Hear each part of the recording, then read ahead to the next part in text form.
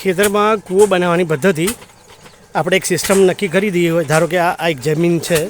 આ જમીનની અંદર એક પર્ટિક્યુલર ડાયામીટર આપણે નક્કી કરવાનું હોય અને ડાયામીટર નક્કી કર્યા પછી એની અંદર આપણે ખોદાણનું કામ ચાલુ કરવાનું હોય. એટલે ધારો કે આ બહાર જે દેખાય છે એ ફર્મો છે શટરિંગ માટેનું, અને એની અંદર જે છે અંદરનો બીજો એક ફર્મો છે એ તમે અંદરથી અત્યારે જોઈ શકો છો. એટલે આ ટાઈપના ફર્માથી વચ્ચેના ભાગમાં આરસીસી ભરવાનું હોય અને સળિયા ઊભા કરવાના હોય અને હોરિઝોન્ટલ અને વર્ટિકલ સળિયા મૂકેલા હોય. હવે જેમ જેમ આપણે ખોદાણ કરીએ એ પ્રમાણે એ જે ફર્મો છે એનું વેઇટ છે એ એના કારણે નીચે જાય અને નીચે પોલાણ હોય એટલે ઓટોમેટિક એ નીચે જતું જાય અને પછી ધીરે ધીરે આ રીતે ખોદાણ કરી અને જેટલી આપણે ઊંડાઈ નક્કી કરી હોય ને એ ઊંડાઈ પ્રમાણે આ હજુ અત્યારે પેલા કામદારો જે છે એ માટી ખોદી રહ્યા છે.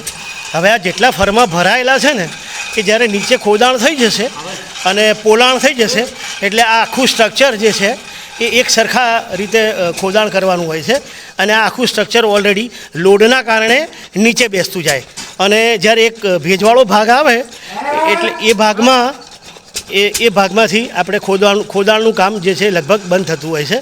અને આ સમગ્ર પ્રક્રિયા કરતાં પહેલાં આપણે જમીનની અંદર પાણી છે કે નહીં એનું આપણે એક આકલન કરવાનું, સર્વે કરવાનું હોય અને એ સર્વે કર્યા પછી આ રીતે ખોદાણ કામ ચાલુ થાય અને આ મેન્યુઅલી ખોદાણ કામ થાય એટલે વ્યવસ્થિત કામકાજ થાય અને આ રીતે માટી જે છે લિફ્ટ થાય, અંદરના માણસો વર્ક કર્યા કરે, એમને કોઈપણ જાતની ઈજા ન થાય, ફર્મો ભરાઈ જાય અને ફર્મો બેસી જાય એ રીતે થોડો સમય માગી લે. હવે આખી આ પ્રક્રિયા પુલી બેઝ છે અને પુલીમાંથી એક ભાઈ જે છે એ કંટ્રોલ કરે છે અને એ એન્જિનથી ચાલે છે. ઇલેક્ટ્રિકલ મોટરાઇઝ પણ તમે કરી શકો અને એ જે પુલી છે ને એ પુલીથી જે થ્રેડ આવે છે આયરનનો એ આ એક રોલર છે એની પર એ વીંટળાઈ જાય અને મિકેનિકલ અરેન્જમેન્ટ છે બંનેની વચ્ચે. એટલે પેલી મોટરથી એ મિકેનિકલ એરેન્જમેન્ટના કારણે પેલું વ્હીલ ફર્યા કરે અને જે લોડ થયું હોય એ રિવર્સ અને ફોરવર્ડ થાય એટલે નીચે પણ ઉતરે અને ફોરવર્ડ પણ જાય.